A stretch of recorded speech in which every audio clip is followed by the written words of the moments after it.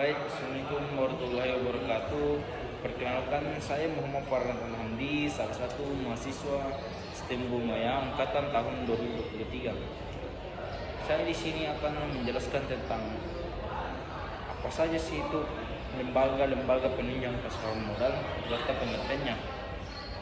Baik, langsung saja. Apa sih pengertian lembaga penunjang pasar modal itu? Lembaga penunjang pasar modal adalah pihak yang berperan aktif dalam menjalankan aktivitas pasar modal sehingga terciptanya stabilitas dan kelancaran transaksi perdagangan. Selain itu, badan memiliki tugas dalam memberikan layanan terbaik kepada masyarakat umum. Peran lembaga penunjang pasar modal, keberadaan lembaga ini sangat penting dalam keberlangsungan kegiatan perdagangan. Dan adapun peran lembaga penunjang pasar modal, yaitu yang pertama, dapat memastikan keamanan dan kelancaran transaksi dalam pasar modal. Yang kedua, memfasilitasi emiten melakukan initial public offering atau disingkat IPO.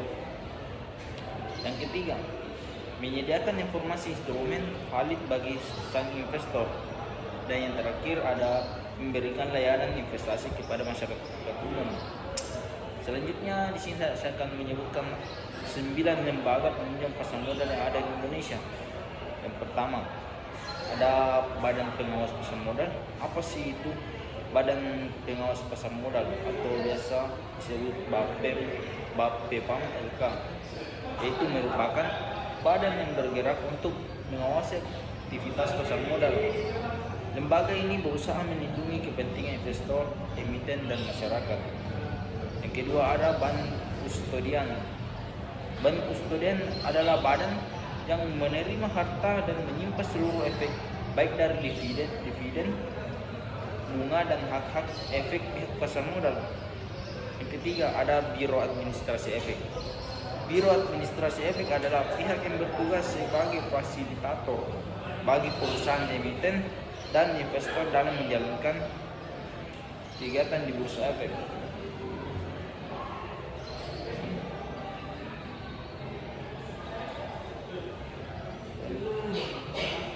Dalam hal ini, Biro Administrasi Efek akan membantu pengelolaan sistem administrasi efek di pasar perdana dan sekunder. Dan yang keempat ada Wali Amanat. Wali Amanat adalah wakil dari investor atau pemegang saham dalam menangani hal berkaitan dengan transaksi pasar modal. Dan yang kelima ada Pemeringkat Efek.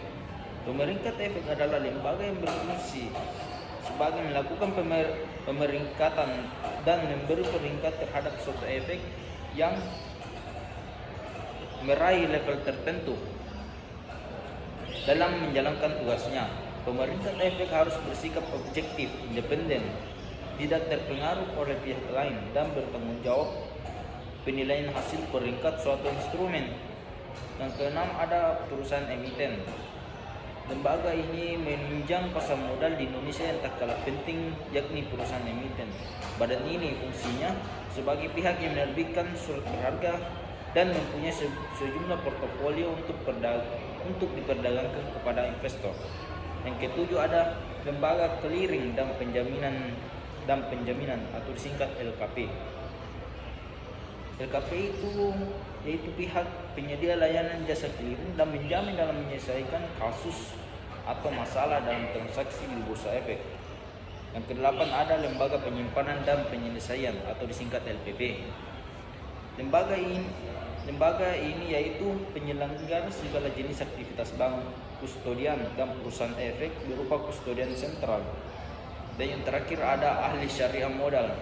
Pasar modal tidak hanya bersifat konvensional saja.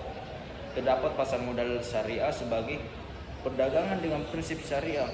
Oleh sebab itu, lembaga penunjang pasar modal syariah juga diperlakukan, yaitu ahli syariah pasar modal.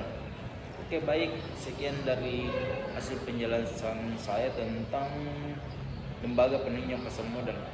Sekian, assalamualaikum warahmatullahi wabarakatuh. Terima kasih.